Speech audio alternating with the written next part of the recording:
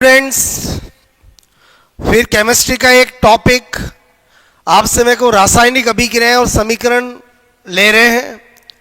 आपसे मैं कह रहा हूं बहुत इजी टॉपिक है।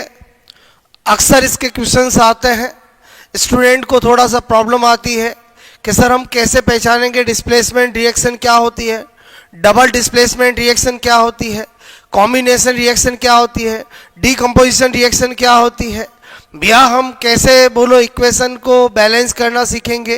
तो सारा मैं आपको सिखा रहा हूं। अभी हम सीख जाएंगे, बोलो अच्छे से फंडा आपका क्लियर हो जाएगा। क्लियर? तो हम टॉपिक पढ़ने जा रहे हैं रासायनिक अभिक्रिया और समीकरण, केमिकल रिएक्शंस आपसे मैं करूं एंड बोलो इक्वेशंस। ओके, केमिस्ट्री के अंदर क्या टॉपिक सीख रहे हैं हम? बोलो, मैंने कहा रासायनिक अभिक्रियाएं, बात समझ में, और समीकरण। क्लियर? तो सबसे पहले हम क्या सीखते हैं? टाइप्स ऑफ, मैंने कहा केमिकल रिएक्शंस। ठीक है, रासायनिक अभिक्रिया आपसे मैं करूं के प्रकार।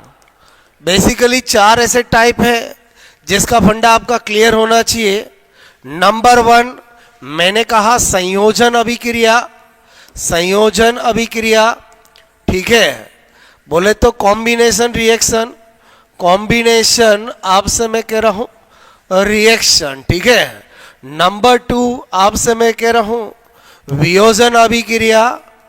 बोलो वियोजन या विघटन आपसे मैं कह रहा हूं अभिक्रिया, कोई भी नाम मिले। बोलो आपसे इंग्लिश में बोलते हैं डी कंपोजिशन, आपसे मैं कह रहा हूं रिएक्शन। ठीक है। इसी तरह से नंबर 3 मैंने कहा विस्थापन, आपसे मैं करूं अभिक्रिया। विस्थापन अभिक्रिया, विस्थापन अभिक्रिया का मतलब आपसे मैं डिस्प्लेसमेंट। डिस्प्लेसमेंट आपसे मैं कह रहा हूं रिएक्शन। ओके, इसी तरह से मैंने कहा, बोलो आपसे नंबर 4 द्विविस्थापन अभिक्रिया। ठीक है, द्विविस्थापन अभिक्रिया, डबल डिस्प्लेसमेंट। ठीक है, बोलो आपसे मैं कह रहा हूं डबल, बोलो डबल डिस्प्लेसमेंट आपसे मैं कह रहा हूं रिएक्शन। ठीक है, डबल डिस्प्लेसमेंट रिएक्शन। होता क्या है कि स्टूडेंट ज़्यादातर इनको रट लेते हैं, स्पेशली वेरी इंपॉर्टेंट। अच्छे से लॉजिक क्लियर करता हूं, 1% याद करने की जरूरत नहीं है। एक बार मैंने आपको चारों समझा दी है, आप कभी भी आपसे गलती नहीं होगी। 1 बाय 1 सीखते हैं। बोलो पहला है आपसे मैं कह रहा हूं, मैंने कहा संयोजन अभिक्रिया। ठीक है, तो संयोजन अभिक्रिया मतलब कॉम्बिनेशन, नाम में ही अर्थ छिपा है। बोलो कॉम्बिनेशन, मैंने कहा बोलो रिएक्शन। ठीक है, सीधी सी बात है, ए और बी मिलकर के ए बी बना है, या मैं आपसे कहूं ए बी सी मिलकर के ए बी सी बना है, उसी को हम कॉम्बिनेशन रिएक्शन कहते हैं। कितने भी एग्जाम्पल लिख सकते हैं। C+O2 से CO2 बने, कॉम्बिनेशन का एग्जाम्पल। N2+3H2 से बोलो 2NH3 बने, कॉम्बिनेशन का एग्जाम्पल। S+O2 से SO2 बने, कॉम्बिनेशन का एग्जाम्पल। SO2+O2 से SO3 बने, बोलो कॉम्बिनेशन का एग्जाम्पल। मतलब आपसे मैं कह रहा हूं हर वो एग्जाम्पल जिसमें चीजें मिलकर कुछ बड़ा बनता हो, वो कॉम्बिनेशन रिएक्शन का एग्जाम्पल होगा। बात समझ में आए? बोलो आपसे मैं कह रहा हूं, तो मेरे कहने का मतलब है इसी की जस्ट उल्टी अभिक्रिया होती है जिसका नाम होता है बोलो विघटन, आपसे मैं करूं, या वियोजन आपसे मैं कहूं अभिक्रिया। ठीक है, बोलो मैंने कहा कोई दिक्कत नहीं इसमें। बाप से मैं करूं ए बी से बोलो क्या हो वापस, बोलो मैंने कहा ए और बी बन जाए। बात समझ ना? जैसे एग्जाम्पल मैंने कहा CaCO3 है, बोलो आपसे हम CaO+CO2। कभी भी आपको पूछे ये किसका एग्जाम्पल है तो पता होना चाहिए, बोलो डीकम्पोजिशन विघटन या वियोजन का एग्जाम्पल है। अगर मैं आपसे कहूँ PCl5 है, बोलो आपसे हम PCl3 बोलो +Cl2 में बदले तो आपको पता होना चाहिए किसका एग्जाम्पल है। बोलो आपसे मैं इसी तरह से NH3 किया मैंने, बोलो आप समय को N2 और 3H2, इसका मतलब ये तो जस्ट कॉम्बिनेशन का क्या हुआ, बोलो विपरीत अभिक्रिया हुई।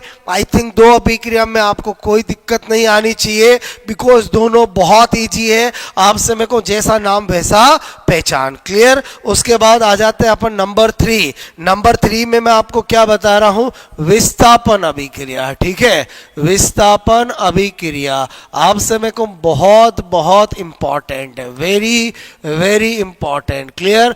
जिसको हम बोलो डिस्प्लेसमेंट, आप समय कह रहा हूं, मैंने कहा रिएक्शन कहते हैं। ठीक है, डिस्प्लेसमेंट रिएक्शन की बात करें तो मैंने कहा यहां पर अगर मैं आपको इसको समझाऊं तो मैंने कहा ये A और B है, और आपसे मैं करूं ये C आया और इसने बोलो आपसे मैं को क्या किया, B को हटा दिया, तो इसका मतलब हुआ ये किस तरह की अभिक्रिया हुई, बोलो डिस्प्लेसमेंट रिएक्शन हुई। अगर एग्जांपल लिखता हूं, जैसे मैंने CuSO4 किया और मैंने Zn किया, और आपसे मैं करूं यहां पर ZnSO4 हो गया और Cu को डिस्प्लेस कर दिया। बात समझ में आई, बोलो। इसी तरह से मैंने एग्जांपल लिया, सपोजेड मैं आपसे कह रहा हूं यहां पर बोलो AlCl3 है, और यहां पर आपसे मैं कह रहा हूं यहां पर सपोजेड ये AgCl3 है और Na आया, उसने बोलो आपसे मैं को NaCl बनाया और Ag को डिस्प्लेस कर दिया। तो आपसे में दिमाग में आता है कि सर आपसे मैं करूं अगर यहां पर ऐसा दे रखा होता, बोलो ZnSO4 और Cu, क्या हम डिस्प्लेस कर पाते क्या, तो मेरा आंसर होता नहीं। क्लियर। तो इसका मतलब तो आपको लॉजिक पता होना चाहिए कि कौन सी डिस्प्लेस अभिक्रिया होगी, कौन सी नहीं होगी, कौन किसको डिस्प्लेस कर पाएगा, इसका आपका आंसर अगर आपको जानना है। क्योंकि अगर आपसे में को ज्यादातर स्टूडेंट तो क्या करते हैं, विस्थापन अभिक्रिया क्या होती है एग्जाम्पल रट लेते हैं। अगर आपका एग्जामिनर होशियार हुआ तो आपसे में को वो आपको ऐसा पूछ सकता है कि कौन सी विस्थापन अभिक्रिया होगी, कौन सी नहीं होगी, या आपसे मैं करूं आपको CuSO4 देकर 4 धातु दे सकता है कि कौन CuSO4 को डिस्प्लेस कर पाएगा, कौन नहीं कर पाएगा। उन क्वेश्चंस के आंसर देने के लिए आपको इलेक्ट्रोकेमिकल सीरीज पता होनी चाहिए, क्योंकि इलेक्ट्रोकेमिकल सीरीज को जान लेते हैं तो हम केमिस्ट्री में ये पहचान पाते हैं कि कौन सी धातु किससे ज्यादा क्रियाशील है। क्योंकि आपसे मैं कह रहा हूं कॉपर भी एक धातु है, Zn भी धातु है, मुझे पता है कि Zn ज्यादा क्रियाशील है, इसलिए हाई रिएक्टिव मेटल जो होती है वो लेस रिएक्टिव को उसके कंपाउंड से डिस्प्लेस कर पाती है। तो हमें ये ऑर्डर पता होना चाहिए कि कौन सी मेटल ज्यादा रिएक्टिव होती है और कौन सी कम होती कंपैरेटिवली। क्लियर। तो इसके लिए मैं आपको सबसे पहले आपसे मैं को एक स्पेशल नोट बता रहा हूं, और मैंने कहा स्पेशल नोट क्या, बोलो इलेक्ट्रो, मैंने कहा केमिकल सीरीज, आपसे मैं करूं इसका फंडा बता रहा हूं। क्लियर। क्योंकि ये जब आप जान जाओगे विद्युत रासायनिक श्रेणी, क्लियर, बोलो मैंने कहा विद्युत रासायनिक श्रेणी, तो आपका फंडा बिल्कुल क्लियर हो जाएगा कि आपको डिस्प्लेसमेंट रिएक्शन से रिलेटेड कभी भी कैसा भी एग्जाम में आ जाए, बोलो आपका गलत नहीं होगा। तो पहले मैं आपको एक ऑर्डर लिखता हूं, मैंने लिखा लिथियम, ठीक है, पोटेशियम, बोलो बेरियम, आपसे मैं कह रहा हूं, ठीक है, कैल्शियम, सोडियम, बोलो आपसे मैं कहूं मैग्नीशियम, एल्यूमिनियम, ठीक है, मैग्नीज, ठीक है, जिंक, आपसे मैं कह रहा हूं क्रोमियम,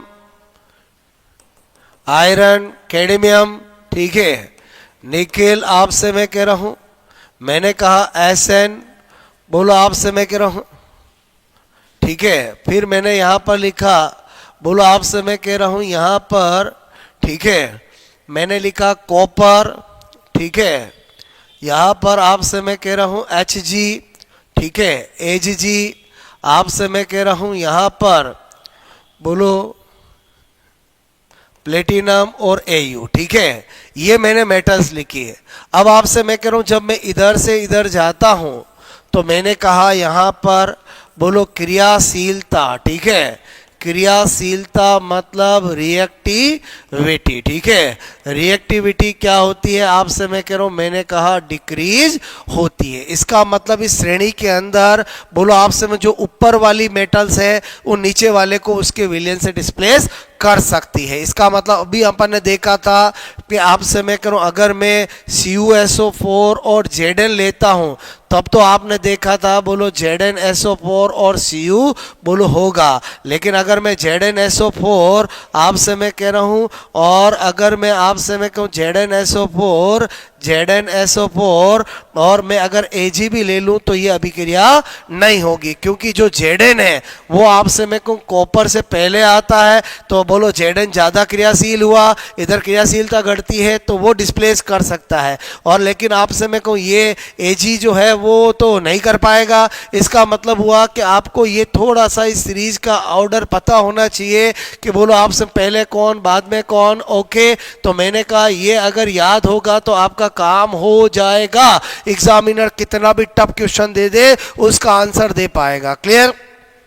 तो मेरे कहने का मतलब है कैसे याद रहेगी, तो इसके लिए मैं आपको थोड़ा सा एक कहानी स्टोरी के द्वारा सिखा रहा हूं। मैंने आपसे कहा कि आप में से जो भी आपसे मेरी वीडियो देख रहे हैं हो सकता है कुछ की शादी हो गई हो सकता है किसी की शादी अभी नहीं हुई हो, लेकिन एक बात सभी के लिए लागू होती है कि बारात में तो सभी गए होंगे। क्लियर? तो आपसे मैं करूं उसी थीम पर आपको बात बता रहा हूं कि आपने देखा होगा जब भी बारात लेकर दूल्हा दुल्हन के घर जाता है तो उस दिन तो कम से कम बोलो घोड़ी पर बेटा बेटा दूल्हा मुस्कुराता है, बाद में बोलो उसके साथ क्या होगा वो बात की बात है। तो मेरे कहने का मतलब उस दिन तो कम से कम वो मजे से आता है, मुस्कुराता हुआ आता है। क्लियर? और जैसे ही वो दुल्हन के घर के पास पहुंचता है तो वो क्या उसकी नजरें कहाँ जाती है, हाथ से मेरे को ऊपर की तरफ जाती है ताकि दुल्हन का आपका उसकी सनम का एक बार दीदार हो जाए और वो उस पे फूलों की माल बोलो फूल डाले। क्लियर?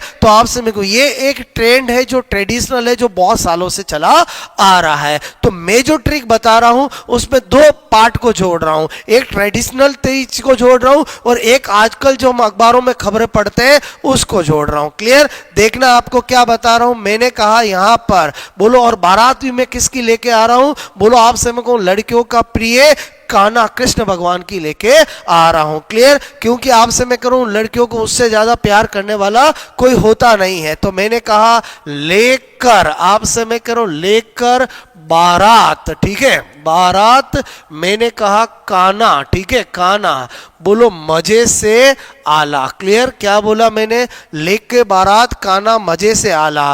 फिर मन जो करे बोलो आपसे मैं कहूं फेंक दे, बोलो फेंक दे निगाहें, बोलो आपसे मैं कहूं निगाहें, बोलो निगाहें, बोलो सनम को, आपसे मैं कहूं सनम को प्यार भरी, प्यार आपसे मैं कहूं भरी। ओके, आपसे मैं कहूं ये तो मैंने कहा एक आपको ट्रेडिशनल बताया कि लेके बारात कान्हा मजे से आला मन जो करे फेंक दे निगाहे सनम को प्यार भरे। आपसे मैं कहूं दूल्हा दुल्हन के घर पहुंचता है और उसको पता चलता है कि बोलो क्या हो गया, छापा, लड़की भाग गई। अक्सर अखबारों में पढ़ते हो आज के टाइम में कि दूल्हा दुल्हन के घर पहुंचता है और दुल्हन क्या हो जाती है, भाग जाती है। तो मेरे जो यहाँ क्लाइमेक्स है वो है छापा। बोलो बात समझ में? छापा बड़ा काम का है। बोलो आप छापा के अंदर सी का मतलब बोलो कॉपर है, बोलो एच का मतलब Ag है, Hg है, एक का मतलब Ag है, P का मतलब प्लेटिनम है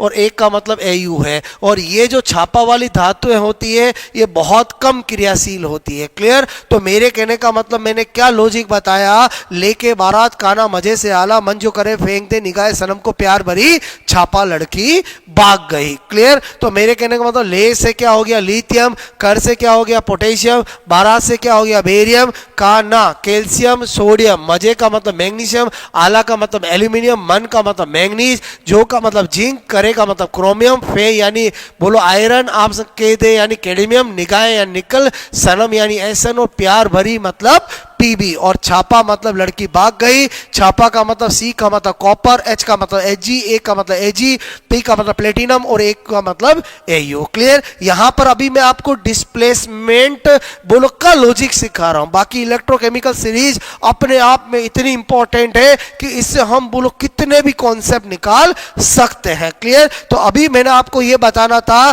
कि आपको कैसे पता चलेगा कि कौन सी मेटल किसको डिस्प्लेस कर पाएगी। तो अब आपको पता चल गया कि लेके बारात खाना मजे से आला, मन जो करे फेंक दे निगाहे सनम को प्यार भरी। अगर आपको छापा लड़की भाग गई, अगर ये टिप्स पे है तो आपको एग्जामिनर कोई सा भी कंपाउंड दे, 4 मेटल दे कि कौन सी मेटल इनमें से इस कंपाउंड को, इसमें उपस्थित मेटल को डिस्प्लेस कर पाएगी। तो आपको क्या देखना है कि कंपाउंड के अंदर कौन सी मेटल है। सपोज दैट कंपाउंड के अंदर CuSO4 है, तो आपको देखना है उससे पहले आने वाली कोई भी मेटल उसको डिस्प्लेस कर सकती है। बात समझ में आई। जैसे मैंने कहा क्वेश्चन करके बताता हूं। आई होप आपको ये बात समझ में आई होगी। आपसे मेरे को स्क्रीनशॉट लेकर इसको नोट कर सकते हैं, बिकॉज अगर डिस्प्लेसमेंट रिएक्शन आपने खाली परिभाषा रट ली, एक एग्जाम्पल याद कर लिया तो आपका काम हो गया, ये जरूरी नहीं है। क्योंकि केमिस्ट्री कहता है कि जब तक आपके 100% लॉजिक क्लियर नहीं होगा, आप कभी भी कॉन्फिडेंटल 100% सारे क्वेश्चन नहीं कर सकते। इसलिए मैं हमेशा लॉजिक की बात करता हूं। जिसका फंडा लॉजिक जितना ज्यादा क्लियर होगा, वो उतना ही कॉन्फिडेंटल होकर सभी टाइप के क्वेश्चन कर पाएगा। क्लियर।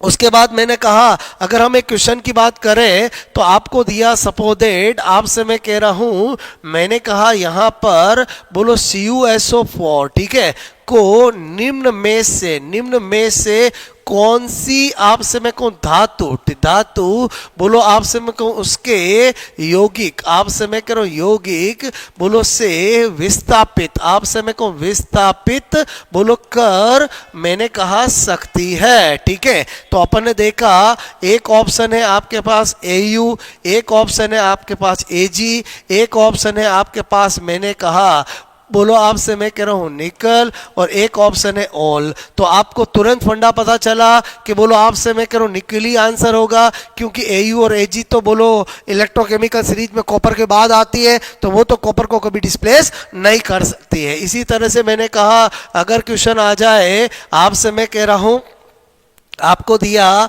FeSO4, आपसे मैं Fe को बोलो कौन सी आपसे मैं कौन धातु डिस्प्लेस, आपसे मैं कौन डिस्प्लेस बोलो विस्थापित कर सकती है। क्लियर। तो मैंने कहा आपको यहां पर ऑप्शन आपसे मैं करूं ABCD।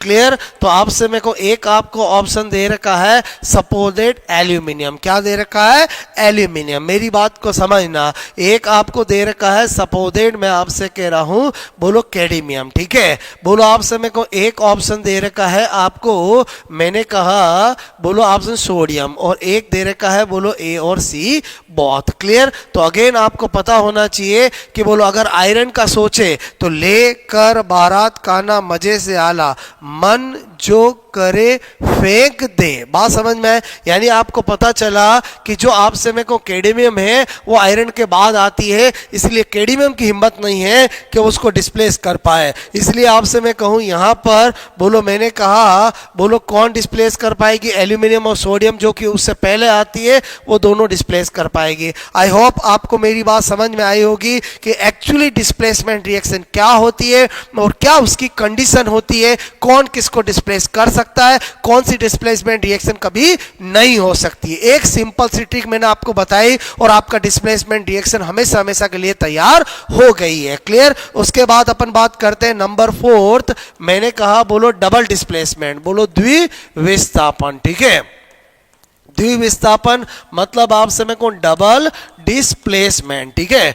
डबल डिस्प्लेसमेंट की बात करें तो मैंने कहा डबल डिस्प्लेसमेंट को अगर मैं ऐसे बताऊं AB और मैंने कहा CD, तो AD हो जाए और BC हो जाए, उसको क्या बोलते हैं डबल डिस्प्लेसमेंट। एग्जांपल देख के ही पता चल सकता है, जैसे मैंने लिखा Na2SO4 और मैंने लिखा BaCl2, और आपको कहीं पर लगे कि यहां पर बोलो NaCl हो गया है और BaSO4 हो गया है, तो ये किसका एग्जाम्पल है, तो आपसे मैं को एडिशन का का एग्जाम्पल है, ना ये आपसे मैं कहूँ डीकम्पोजिशन का एग्जाम्पल है, ना ये डिस्प्लेसमेंट का एग्जाम्पल है, ये डबल डिस्प्लेसमेंट का एग्जाम्पल है, बिल्कुल इसी को फॉलो हो रहा है। आई थिंक आपको मेरी बात समझ में आ गई होगी। तो दोस्तों मैंने आपको बोला आपसे मैं कहूँ combination, decomposition, displacement, double displacement, चारों तरह की रिएक्शंस को बहुत अच्छे से समझा दिया है। आई होप आपको मेरी बात समझ में आई होगी। अब अपन बात करते हैं बोलो इक्वेशन की, ठीक है। तो मैंने कहा अगर मैं इक्वेशन की बात करूं, बोलो समीकरण की बात करूं,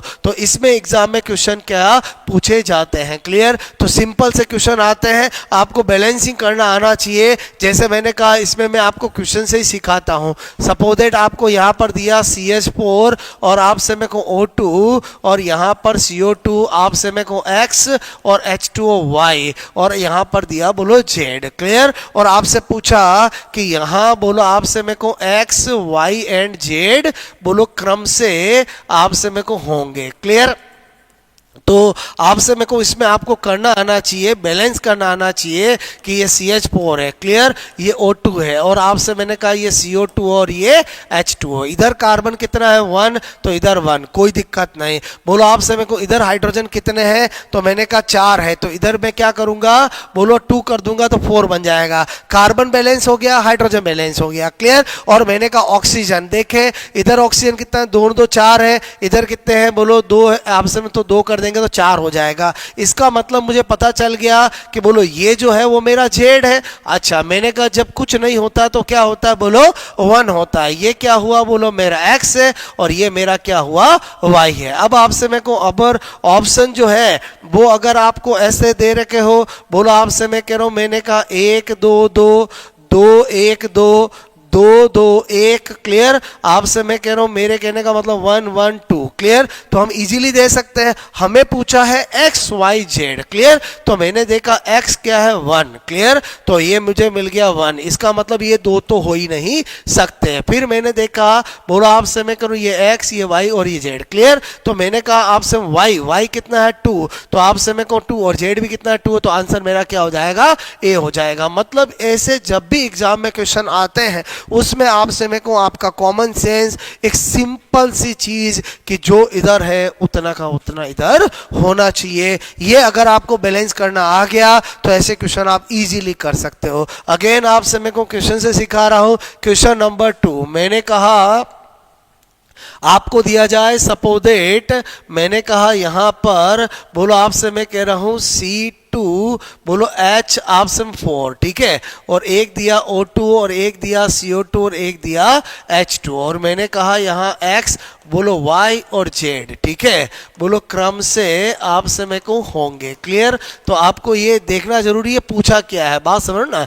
तो मेरे कहने का मतलब है अगेन हम क्या करेंगे C2H4, क्लियर, ये O2 और आपसे मैं कह रहा हूँ ये CO2 और ये H2। पहले बताओ इधर कार्बन कितने हैं 2, तो इधर 2 करने पड़ेंगे, कर दिया हमने। बोलो इधर हाइड्रोजन कितने हैं 4, इधर कितने हैं 2, बोलो 2 कर दिया, क्लियर। इधर ऑक्सीजन कितने हो गए बोलो आपसे मैं कह रहा हूँ 4 और इधर कितने हो गए 2 6, तो इधर 3 करेंगे तो क्या हो जाएगा आपसे मैं कहूँ काम हो जाएगा। तो अतः आपसे मैं करूँ अगर मैंने कहा बोलो ये X हुआ, ये Y हुआ, ये Z हुआ, तो X आपसे मैं कहूँ Y एंड Z बोलो क्या हो जाएगा आंसर अपना, बोलो मैंने कहा 3 2 2 आंसर हो जाएगा। आई होप आपको मेरी बात समझ में आ रही होगी। इसी तरह से मैंने कहा क्वेश्चन नंबर 3 लूं मैं आपको, अगर आपको दिया सपोज दैट C2 आपसे मैं को S6 और O2 और यहाँ पर CO2 और H2O, क्लियर, और आपसे पूछा गया X Y और Z क्या होंगे। आपसे मैं को X Y एंड Z